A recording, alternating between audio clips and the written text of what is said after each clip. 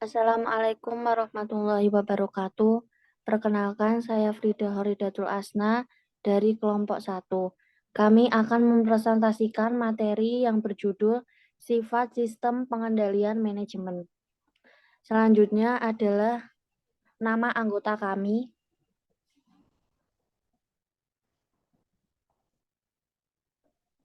Yang pertama, saya sendiri, Frida Horidatul Asna, NIM 2020-12073. Yang kedua, Rian Hanafi, 2021-12-003. Next. Selanjutnya adalah penyampaian materi yang dibacakan oleh saya sendiri.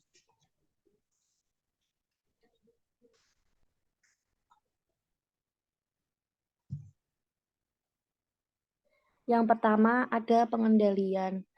Pengendalian merupakan pengukur dan pembalikan terhadap pelaksanaan kerja bawahan agar rencana-rencana yang telah dibuat untuk mencapai tujuan-tujuan perusahaan dapat diselenggarakan. Next.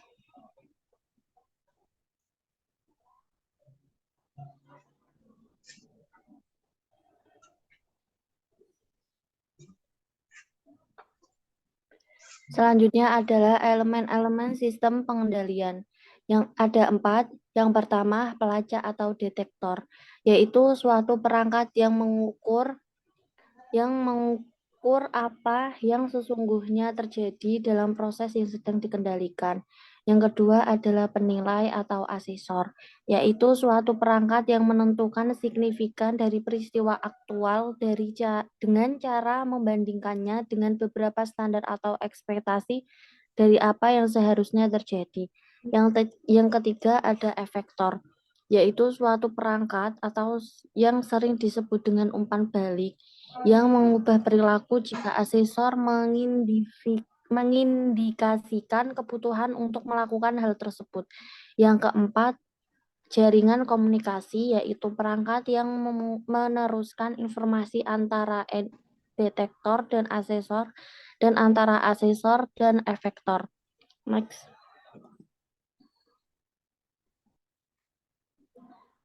Selanjutnya ada manajemen. Manajemen merupakan proses pengorganisasian, pengaturan, pengelolaan SDM, sampai dengan pengendalian agar bisa mencapai tujuan dari suatu kegiatan. Suatu organisasi terdiri dari sekelompok orang yang bekerja bersama-sama untuk mencapai tujuan bersama. Organisasi dipimpin oleh satu hierarki manajer dengan Chief Executive Officer atau CEO pada posisi puncak dan para manajer unit bisnis dan lain-lain. Next.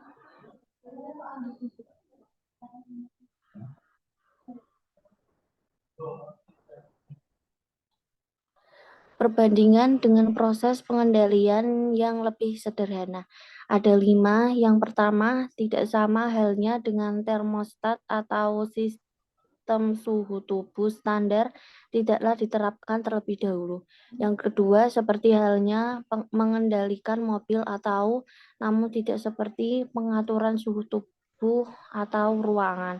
Pengendalian manajemen tidaklah bersifat otomatis. Yang ketiga, tidak seperti pengendalian sebuah mobil yang merupakan suatu fungsi yang dilakukan oleh seorang individu. Pengendalian manajemen memerlukan koordinasi antar individu. Yang keempat, koneksi dari diterimanya kebutuhan akan tindakan ke ditetapkannya tindakan yang diperlukan untuk memperoleh hasil yang diinginkan mungkin tidak jelas. Dan yang kelima, banyak pengendalian manajemen bersifat pengendalian diri sendiri. Next.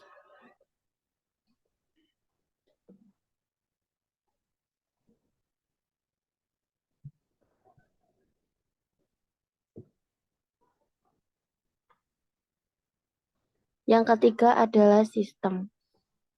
Suatu sistem merupakan suatu cara tertentu yang bersifat repetitif untuk melaksanakan suatu atau sekelompok aktivitas. Sistem memiliki karakteristik berupa rangkaian langkah-langkah yang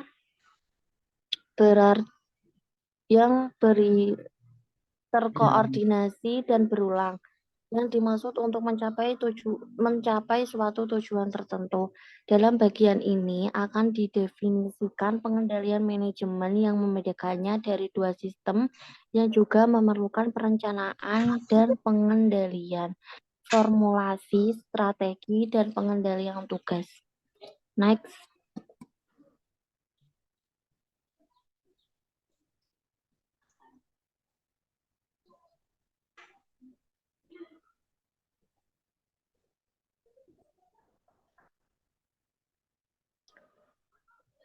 Selanjutnya yang keempat adalah pengendalian manajemen.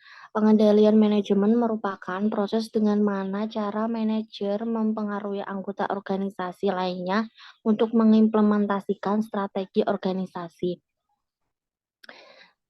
Kegiatan pengendalian manajemen. Yang pertama, merencanakan apa yang seharusnya dilakukan oleh organisasi. Yang kedua, mengkoordinasikan aktivitas-aktivitas dari beberapa bagian organisasi. Yang ketiga, mengomunikasikan informasi. Yang keempat, mengevaluasi informasi. Yang kelima, memutuskan tindakan apa yang seharusnya diambil jika ada. Yang keenam, mempengaruhi orang-orang untuk mengubah perilaku mereka. Next.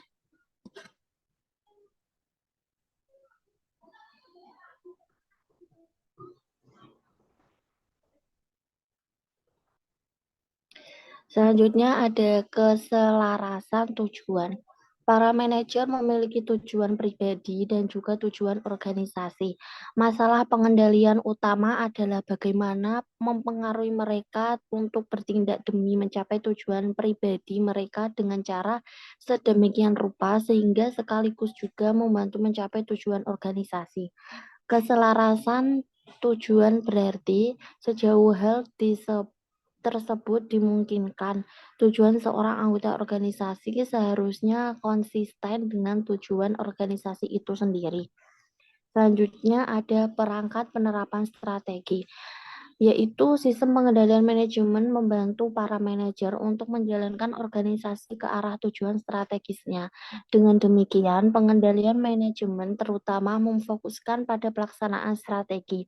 Pengendalian manajemen merupakan satu-satunya perangkat manajer yang digunakan untuk mengimplementasikan tertentu yang berkinerja baik. Manajemen SDM merupakan seleksi, pelatihan, evaluasi, promosi, dan pemecahan karyawan guna mengembangkan pengetahuan dan keterampilan yang diperlukan untuk melaksanakan strategi organisasi.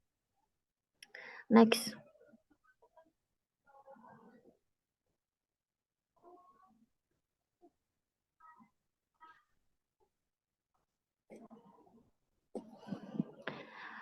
Selanjutnya ada tekanan finansial dan non-finansial. Sistem pengendalian manajemen meliputi ukuran kinerja finansial dan non-finansial. Dimensi finansial memfokuskan pada hasil-hasil moneter, yaitu laba bersih, pengembalian atas modal, dan seterusnya. Tetapi sebenarnya seluruh subunit organisasi memiliki tujuan non-finansial, yaitu mutu produk, pangsa pasar, kepuasan pelanggan, pengantar tepat waktu, dan semangat kerja karyawan. Selanjutnya, bantuan dalam mengembangkan strategi baru. Peran utama pengendalian industri yang berada dalam lingkungan yang cepat berubah. Informasi pengendalian manajemen, terutama yang bersifat non-finansial, juga dapat menyediakan dasar bagi pertimbangan strategi baru. Fungsinya yang disebut sebagai pengendalian interaktif. Pengendalian interaktif mengundang perhatian manajemen pada pengembangan baik negatif maupun positif yang menunjukkan perlu adanya inisiatif strategi yang baru. Pengendalian interaktif merupakan bagian yang tak terpisahkan dari sistem pengendalian manajemen. Manajemen adalah untuk menghasilkan pelaksanaan strategi yang telah dipilih. Selanjutnya akan dibacakan oleh rekan saya. Oke, suara saya terdengar ya, Mbak? Sudah terdengar. Oke, selanjutnya adalah perumusan strategi atau formulasi strategi. Formulasi strategi sendiri merupakan proses memutuskan tujuan organisasi dan strategi untuk mencapai tujuan tersebut. Nah, di sini ada proses untuk mencapai tujuan. Nah, tujuannya itu apa? Tujuannya adalah keseluruhan dari suatu organisasi. Nah, misalnya adalah perusahaan atau suatu bisnis, tujuannya adalah untuk memperoleh keuntungan. Lalu ada strategi. Nah, strategi adalah perencanaan yang menetapkan secara umum arah tujuan pergerakan organisasi yang diinginkan manajemen. Dalam hal perusahaan untuk mencari keuntungan, strategi apa yang harus ditetapkan untuk mencapai keuntungan tersebut. Nah, lalu ada perbedaan antara formulasi strategi dan pengendalian manajemen. Secara general atau secara umum, formulasi strategi adalah proses pengambilan keputusan strategi baru, sedangkan pengendalian manajemen adalah proses implementasi strategi tersebut. Ini ada gambaran secara umum untuk formulasi strategi, sifatnya tidak sistematis, beda dengan pengendalian manajemen yang sifatnya sistematis. Kenapa formulasi strategi ini tidak sistematis? Karena strategi sendiri itu muncul karena ada suatu ancaman atau peluang dari suatu organisasi tersebut. Misalnya adalah makroekonomi. Misalnya ada ancaman pandemi COVID itu, bagaimana strategi yang harus dirumuskan. Itu menjadikan formulasi strategi menjadi tidak sistematis. Lalu formulasi strategi dilakukan melalui analisis usulan strategi lebih bervariasi. Sedangkan pengendalian manajemen dilakukan melalui serangkaian langkah yang sistematis yang dapat diprediksi. Ini berkebalikan ya, karena strategi sendiri ini berasal dari ancaman atau peluang yang secara makroekonomi itu tidak bisa ditebak. Lalu formulasi strategi melibatkan sedikit orang penggagas, staf pusat, dan manajemen senior. Sedangkan pengendalian manajemen melibatkan manajer dan staf di semua tingkatan organisasi. Nah, di sini perbedaannya kalau formulasi strategi itu yang merumuskan itu manajemen tingkat atas ya, atau top manajemen.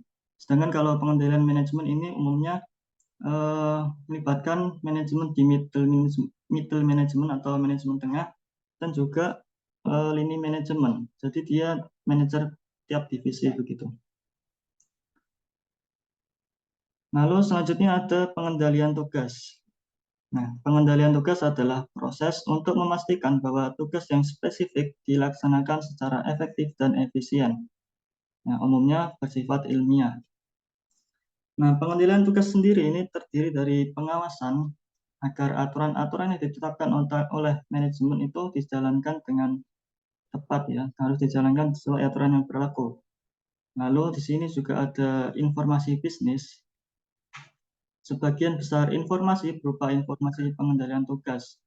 Nah, misalnya di dalam suatu perusahaan itu ada informasi mengenai jumlah pesanan, berat bahan baku, jumlah unit, komponen yang digunakan untuk menghasilkan produk, dan lain sebagainya. Itu masuk pada informasi pengendalian tugas.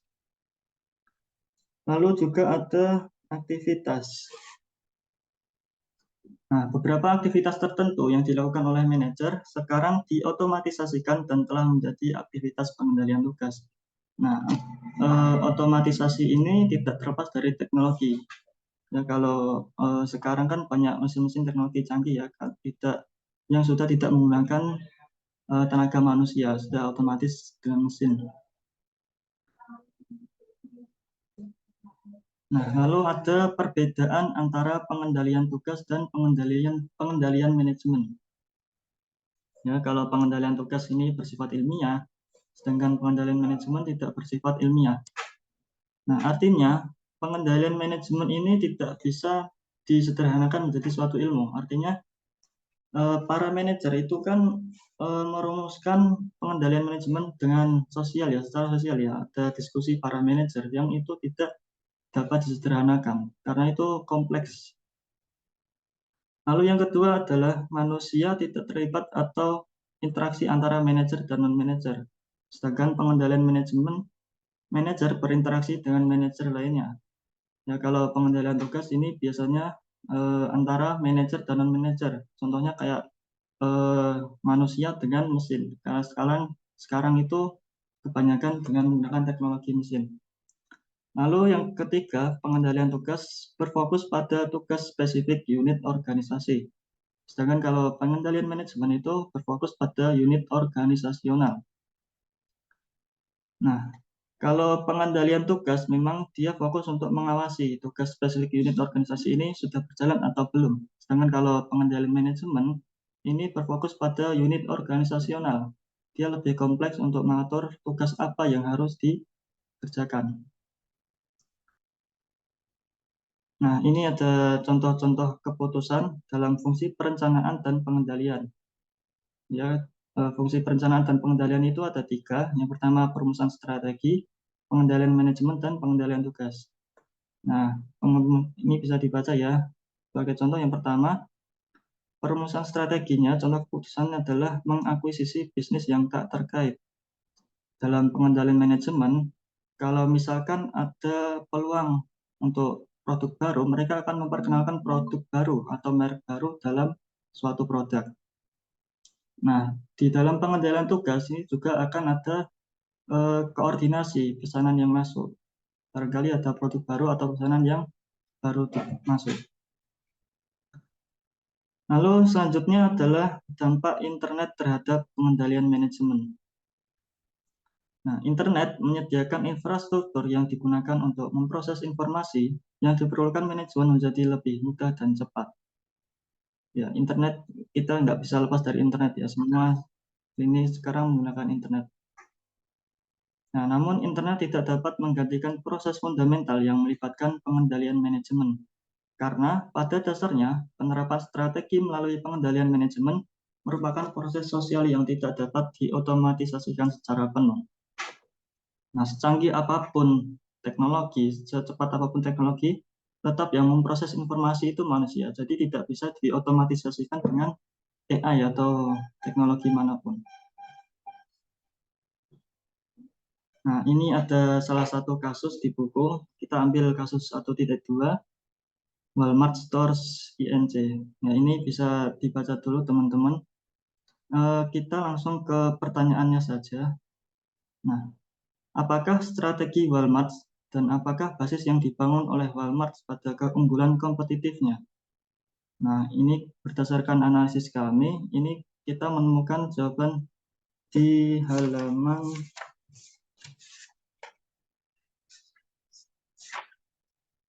bisa dibuka di halaman 37 ya teman-teman. Strategi Walmart itu pada paragraf kedua, mereka menjual produk bermerek dengan biaya rendah. Nah, keunggulan kompetitifnya apa ya? Dia menerapkan kepemimpinan biaya, yaitu salah satu keunggulan kompetitif mereka.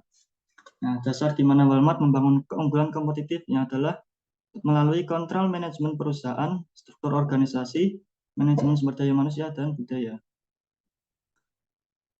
Lalu pertanyaan yang kedua, bagaimana sistem pengendalian Walmart membantu pelaksanaan strategi perusahaan? Nah, strateginya tadi adalah kepemimpinan biaya. Bagaimana sistem pengendalian Walmart untuk menekan biaya?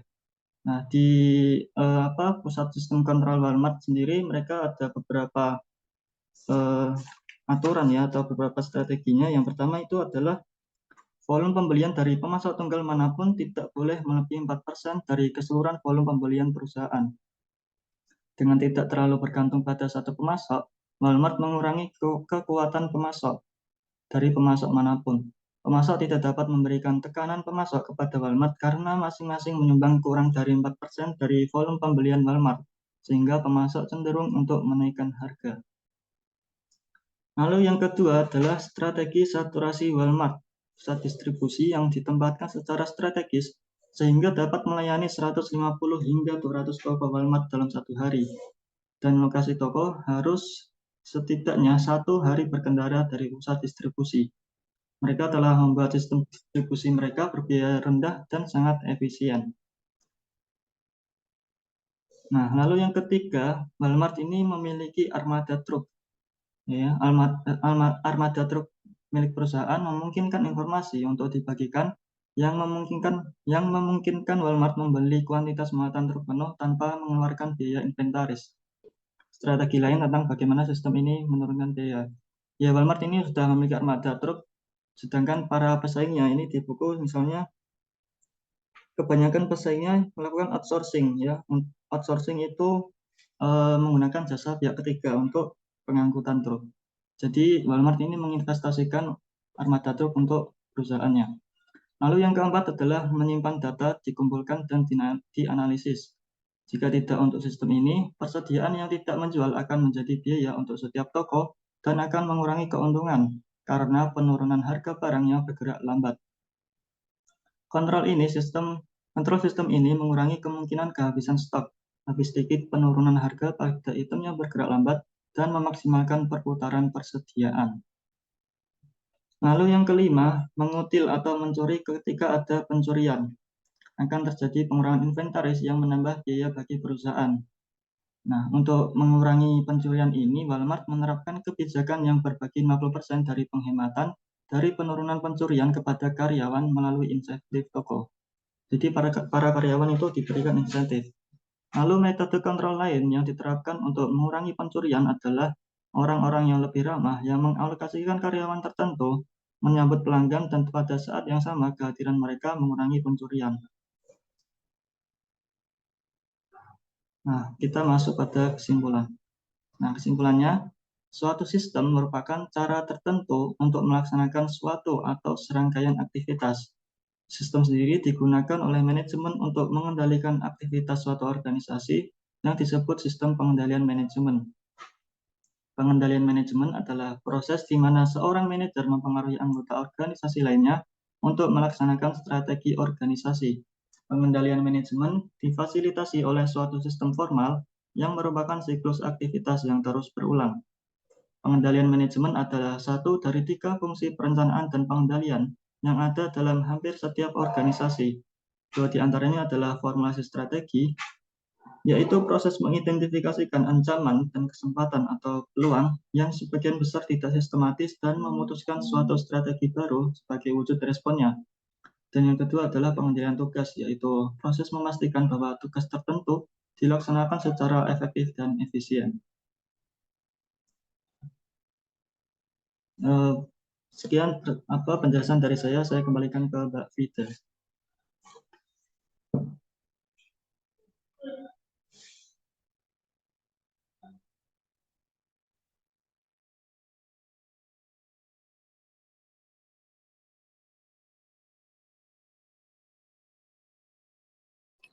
Selanjutnya adalah penutup. Saya selaku moderator untuk undur diri. Terima kasih. Wassalamualaikum warahmatullahi wabarakatuh.